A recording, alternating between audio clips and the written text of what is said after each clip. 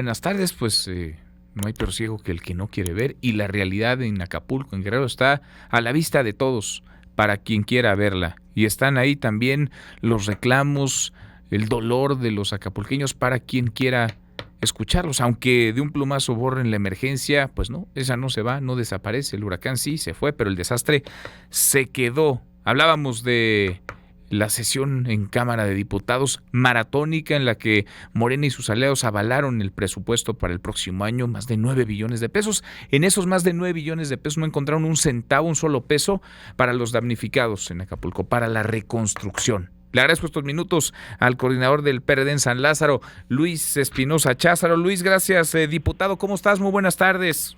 Buenas tardes, Manuel, te saludo con el gusto de siempre y sin dormir. Acabamos a las 7 de la mañana y como decías, de 9 billones no encontraron de dónde sacar dinero para etiquetar para Acapulco. Eso es de verdad no tener conciencia y sensibilidad con la tragedia que sucedió en Acapulco. De verdad es increíble. Lo cual me resulta, pues sí, difícil de creer, porque se presentaron un montón de reservas, lo hicieron ustedes desde el PRD, lo hizo la oposición cohesionada, unida, PAN, PRI, PRD, lo hizo y platicábamos con ella hace unos minutos la diputada de Morena, Selene Ávila, que prácticamente renunció al grupo parlamentario ante la cerrazón de los legisladores de la 4T en plena sesión. ¿Cómo es que habiendo tantas alternativas y habiendo tantos caminos para redireccionar recursos, para etiquetar recursos para los damnificados, no hubo posibilidad de que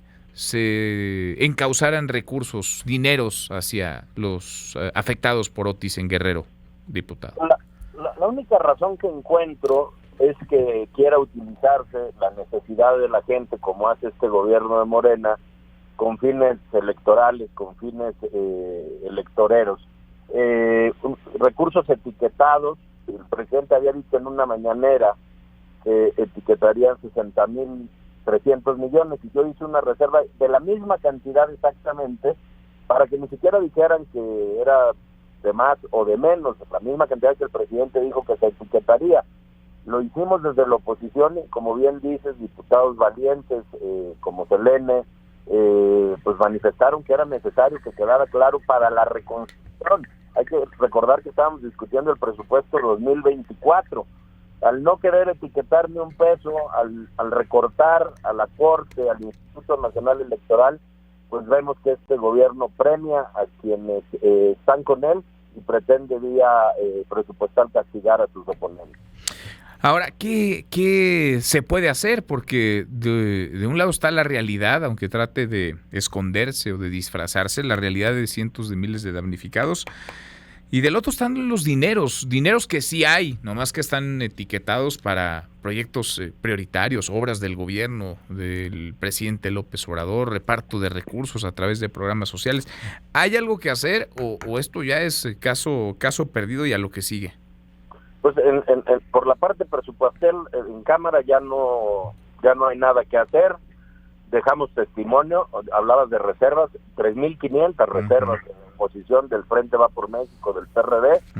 No se atendieron más que 2 o 3 que son completamente, bueno, se atendió una que es que con el dinero de los trabajadores del Poder Judicial, cuando puedan disponer de él, que no lo van a poder hacer porque nosotros presentamos ya una acción de inconstitucionalidad, se destine para Acapulco. Esto es como decir, cuando me saque la lotería voy a comprarme una casa. Esto es una falacia. No hay mucho que hacer, seguiremos insistiendo y lo que sí hay que hacer es apoyar a los guerrerenses. Está Acapulco, pero 30 municipios más, y mi solidaridad y decirles pues que nos quedamos literalmente en la raya, tomamos la tribuna, argumentamos, subió Rubén Moreira, Jorge Romero, un servidor, y los 200 diputados del Bloque Va por México, yo les hice el planteamiento que lo sacáramos de donde ellos quisieran.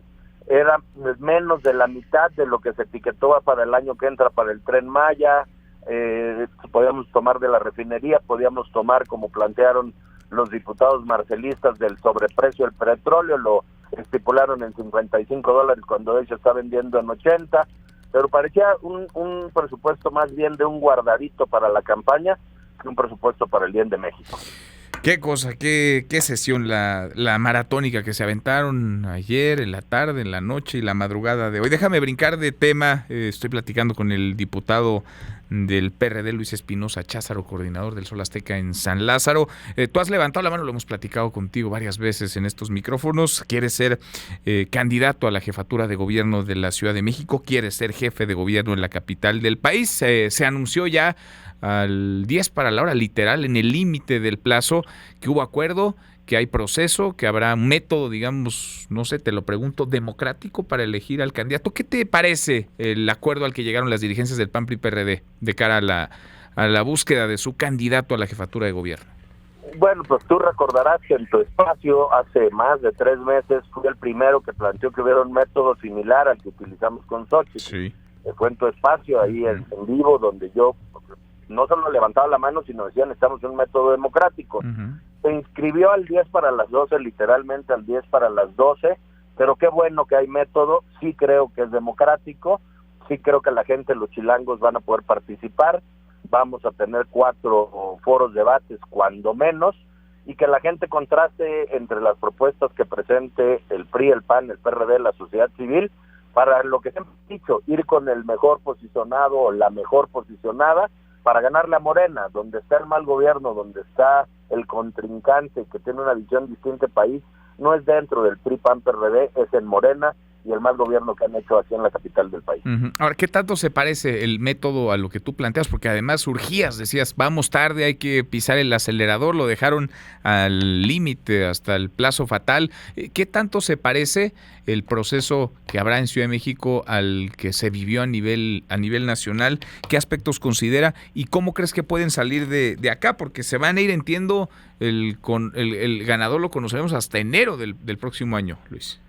Sí, solo es distinto el tema de recabar las firmas, se nos acabó el tiempo para ese tema, pero destaco que aunque vamos a conocer a quién encabece la coalición en enero, yo siempre he sostenido, prefiero un método democrático que nos lleve más tiempo que un destapador y la corcholata que se anticipe en los tiempos. Creo que la propia contienda interna de Va por México va a levantar en la Ciudad de México, donde las chilangas y los chilangos están muy politizados, muy informados, muy analíticos.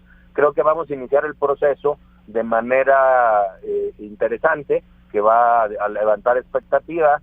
Esto de los debates va a ser muy interesante para los chilangos, y a mí me gusta que haya un método democrático, aun cuando tengamos al candidato en definitiva hasta enero. Prefiero esto que un dedazo al más viejo estilo. Bueno, te vas a registrar, ya la pregunta es ociosa, pero te vas a registrar el 15, ¿no? Es la fecha que está estipulada. Me voy a registrar el 15 en mi partido, comenzaré el 17 a presentar mi propuesta, que va más allá de los partidos. Yo quiero estar al frente de un gobierno de coalición, el cual voté en la 62 legislatura constitucionalmente. Desde aquel entonces he planteado, y tú lo sabes, Manuel, que ya hay que cambiar la forma de hacer política. Estos gobiernos ya no pueden ser de un solo hombre, porque las consecuencias pues las vemos en la presidencia de la República. Necesitamos un gobierno de todos y de todas y de todes. Bueno, pues en el camino seguimos platicando. Por lo pronto hay método, tú estás en la ruta de buscar la candidatura del frente al gobierno de la Ciudad de México, saber cómo les va, cómo salen estos foros, qué dicen las encuestas, los números, y seguimos platicando. Luis, como siempre, te agradezco estos minutos. El agradecido soy yo contigo, que tengan buena tarde. Igualmente, Luis Espinosa Cházaro, coordinador del PRD en San Lázaro y aspirante al gobierno de la Ciudad de México.